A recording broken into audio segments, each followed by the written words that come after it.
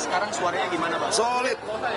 Di fraksi solid, teman-teman relawan 01 dan 03 juga sudah membuka komunikasi.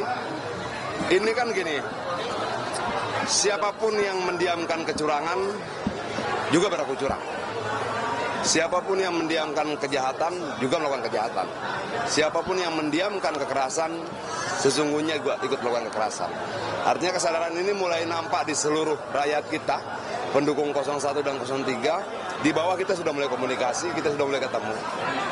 Hak angket sepertinya akan berjalan, dan itu adalah pilihan konstitusional. Hak angket itu adalah hak yang diberikan oleh konstitusi pada DPR, dan tidak boleh ada satu orang pun atau satu kekuatan pun yang melarang hak itu untuk digunakan oleh anggota DPR. Apapun kepentingannya, tidak boleh. Kalau dia coba melarang hak angket itu, artinya dia larang adalah digunakannya hak konstitusional.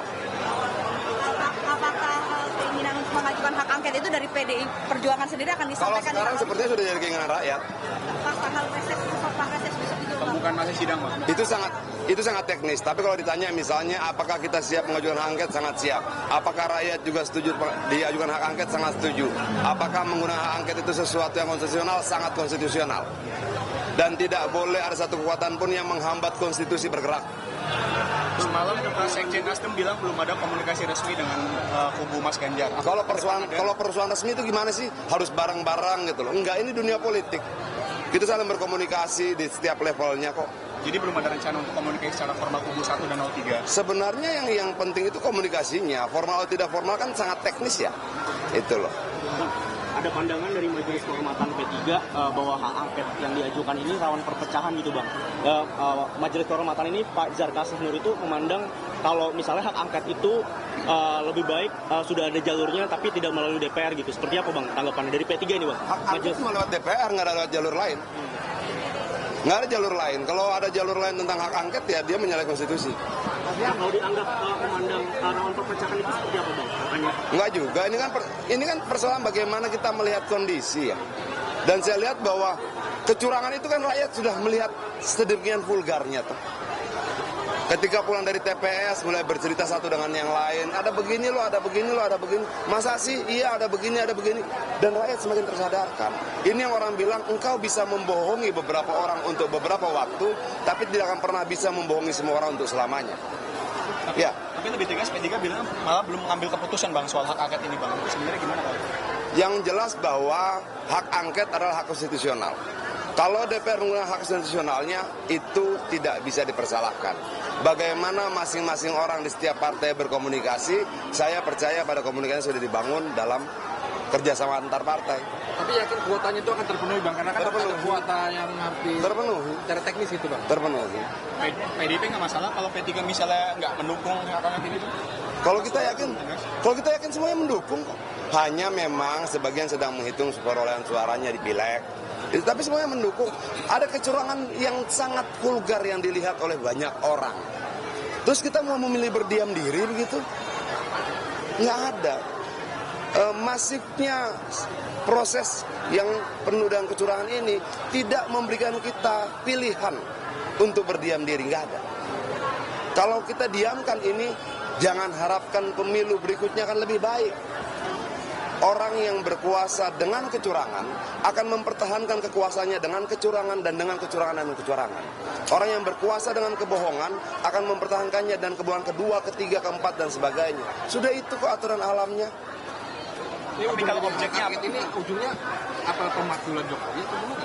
Nggak ada yang bicara pemakzulan Jokowi, angketnya belum berproses kok. Tapi ujungnya kalau objek mana kita tahu? Kalau objeknya apa sebenarnya, Bang? Karena kita kan mau KPU membongkar Bawaslu bukan eksekutif, Bang. Apa? Kalau Bawaslu KPU itu bukan eksekutif. Jadi Ya, tapi kan ada banyak eksekutif lain yang terlibat juga toh. Dan biar bagaimanapun juga sebenarnya KPU dan Bawaslu itu adalah lembaga negara. Hak angket ini bisa menyentuh siapapun. Itu selama dia lembaga negara dan menggunakan uang negara. Kenapa? APBN-nya kan DPR yang rumuskan. DPR itu punya satu tugas, namanya melakukan pengawasan. Apa yang diawasi? Pertama, undang-undang yang dia putuskan. Dia harus awasi dalam pelaksanaan undang-undang itu ada kesalahan, kelalaian, penyimpangan atau tidak. Kedua, apa yang diawasi? Budget, anggaran. Kenapa dia yang buat? Dia harus mengawasi produk yang dia buat. Jadi termasuk Presiden dan Kementerian Pertahanan dalam hal ini. Loh, semua yang menggunakan APBN berhak diawasi oleh DPR dong. Gimana? Bang, Andi Masa kita buat APBN lalu kita cuek-cuek aja? Andi Malarangeng kan Demokrat bilang, ini kan dia baru masuk ke pemerintahan ya, dibilang kalau ada partai politik yang koalisi tapi bersikap seperti oposisi, ini menyindir siapa sih Bang? Abang Nggak tahu, tanya di Malang lah, masa gue... Wah, gue pengen ngerokok. Nasdem, kemarin Nasdem, PKS, dan PKB kan hak angket, tapi dari Nasdem sendiri menawarkan ada penandatanganan nota kesepahaman dengan PDIP supaya semuanya itu nggak ada yang lepas di tengah jalan. Kalau formalitas dan teknis, gue nggak mau pusing, itu biar urusan mereka lah. Itu loh. Yang jelas kita tadi sudah konsolidasi relawan dan semua tetap dalam keadaan yang luar biasa bersemangat dan tidak ada satupun yang ragu terhadap pilihan langkah perjuangannya. Itu sudah clear. Itu loh. Bang, tapi ada yang meragukan karena wacana angket dari PDIP ini baru Bang Adian atau Mas Ganjar yang ngomong, belum ada suara dari fraksi seperti Mbak Puan, Mas Pacul dan Sekjen sudah ngomong, dari fraksi ini Bang. Sekjen sudah bicara. Artinya menurut Abang itu sudah mewakili. Lalu harus berapa orang sih yang bicara? Karena kan di fraksi ada Mas Pacul yang itu mewakili gitu, atau Mbak Puan. Iya, tapi DPP kan ada sekjen, ada segala macam. Sudah, kalau menurut gue itu tidak perlu dipersoalkan. Kita kompak, kita solid. Yang kita ingin lakukan adalah membongkar seluruh permainan di belakang ini. Di mana prosesnya yang bisa kita harapkan hak angket. Kenapa? Di situ nggak ada pamannya. Udah ya? Oke, udah makasih ya. Rencana JK ketemu Megawati itu kapan Bang? Katanya dikatakan mau bertemu. Kita itu menjawab pertanyaan lu soal hak angket. Kenapa jadi jadwal lu tanya pusing malah gitu? Enggak, kita denger aja. Udah, kita ikuti. Oke? Belum tahu kapan. Pasti terjadi lah. Pastilah ya. Pasti kok.